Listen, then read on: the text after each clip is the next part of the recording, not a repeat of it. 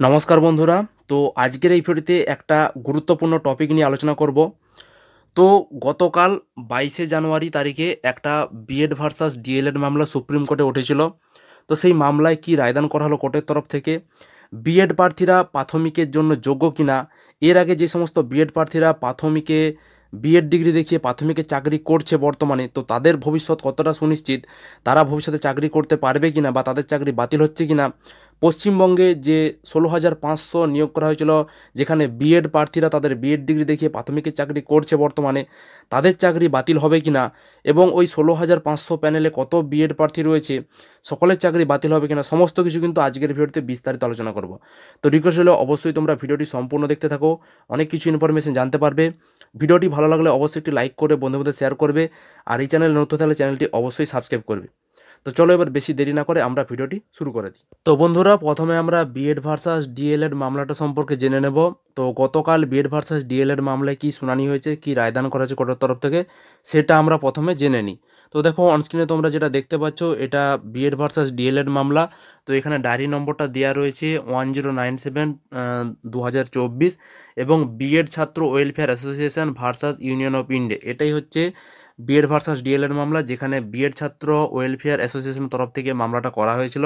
তো এখানে তোমরা ডায়েরি নম্বরটি দেখতে পাচ্ছ, এবং প্রথমেই তোমরা দেখতে পাবে ডিসপোজ করা হয়েছে, অর্থাৎ এই মামলাটা 22শে জানুয়ারি তারিখে যে শুনানি হয়েছে সেখানে কিন্তু সুপ্রিম কোর্টের তরফ থেকে এই মামলাটা কিন্তু ডিসপোজ করা হয়েছে। অর্থাৎ এই এই যে যারা প্রার্থীরা মামলাটা করেছিল, যা পিটিশন ফাইল করেছিল, এরা কিন্তু এদেরকে ডিসপোজ করা হয়েছে, এবং এরা আর ভবিষ্যতে এই বিষয়ে কোনো মামলা করতে পারবে না।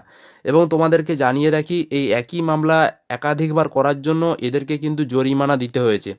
সুপ্রিম কোর্টের তরফ থেকে বলা হয়েছে এরা যেন 25,000 টাকা করে জরিমানা দেয়, এই অ্যাসোসিয়েশনের তরফ থেকে 25,000 টাকা জরিমানা দিতে হবে, এটা কিন্তু সুপ্রিম কোর্টের তরফ থেকে পরিষ্কার বলা হয়েছে। আর এই মামলাটা কিন্তু ডিসপোজ করে দেওয়া হয়েছে, আর এই বিষয়ে কোনো মামলা করা যাবে না।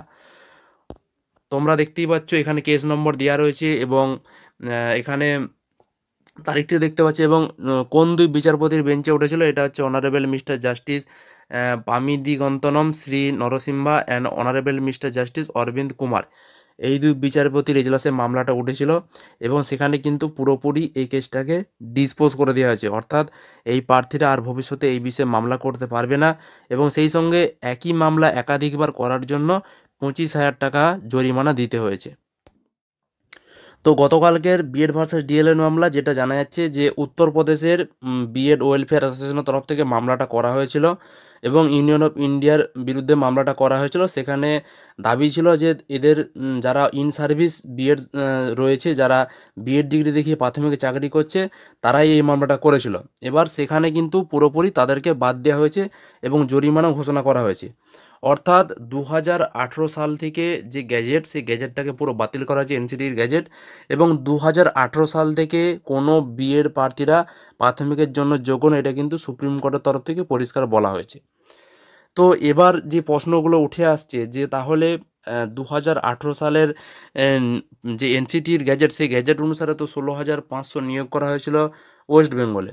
ওয়েস্ট বেঙ্গলে 2018 সালে 16,500 প্রাথমিক রিক্রুটমেন্ট করা হয়েছিল, এবং এই 16,500-তে বিএড ক্যান্ডিডেট রয়েছে। তো এবার প্রশ্ন হলো যে তাহলে ওই বিএড প্রার্থীরা কি ওই প্যানেল থেকে বাদ হয়ে যাবে, ওদের চাকরি কি বাতিল হয়ে গেল? কারণ সুপ্রিম কোর্টের তরফ থেকে যতবার বিএড ভার্সাস ডিএলএড মামলা গেছে, ততগুলো মামলা কিন্তু খারিজ করে দেওয়া হয়েছে, এবং গতকালকের যে শুনানি হলো, সেখানে কিন্তু আবার জরিমানাও দেওয়া হয়েছে, একই মামলা বারবার করার জন্য জরিমানা ঘোষণা করা হয়েছে।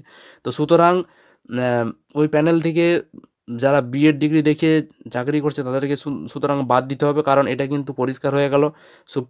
সুপ্রিম কোর্ট চাইছে যে 2018 সালের পর থেকে আর কোনো বিএড ডিগ্রিধারীরা প্রাথমিকের জন্য যোগ্য নয়, প্রাথমিকের চাকরি করতে পারবেন, এটা কিন্তু পরিষ্কার হয়ে গেছে।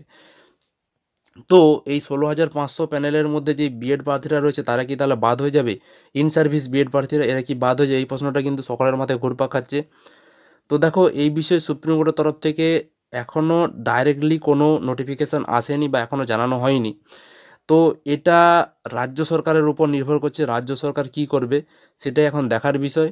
তো তোমাদেরকে জানিয়ে রাখি, তোমাদের এবার মনে অনেকেরই প্রশ্ন যে তাহলে এই 16,500-র মধ্যে বিএড ক্যান্ডিডেট কত রয়েছে?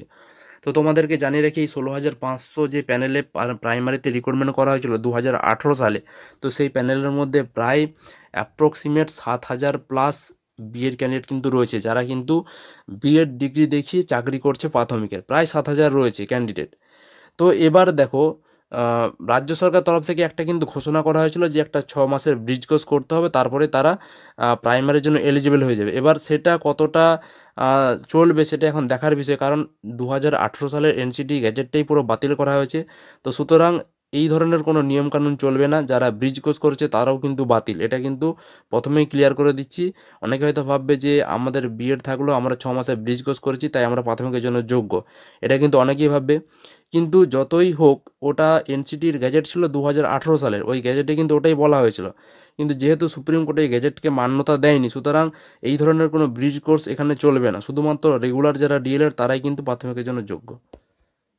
এটা কিন্তু সুপ্রিম কোর্টের তরফ থেকে পরিষ্কার ঘোষণা করা হয়েছে।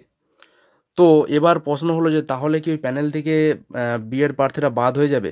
তো দেখো, এখানে রাজ্য সরকার যেটা করবে সেটা এখন দেখার বিষয়। তবে যেটা হাবভাব দেখা যাচ্ছে, গতকালের যে শুনানি হলো, যেখানে 2020-22 ডিএলএড মামলা যে শুনানি হলো, সেখানে পর্ষদের আইনজীবী যেটা জানালো যে তাদের হাতে শূন্যপদ রয়েছে। এবার সেই শূন্যপদ তারা আবার একবার বলেও ছিল যে বিএড প্রার্থীরা যেহেতু বাদ হয়ে যাচ্ছে প্রাথমিক থেকে, সেই শূন্যপদগুলো তারা দিয়ে দেবে এই 2020-22 ডিএলএড প্রার্থীদেরকে।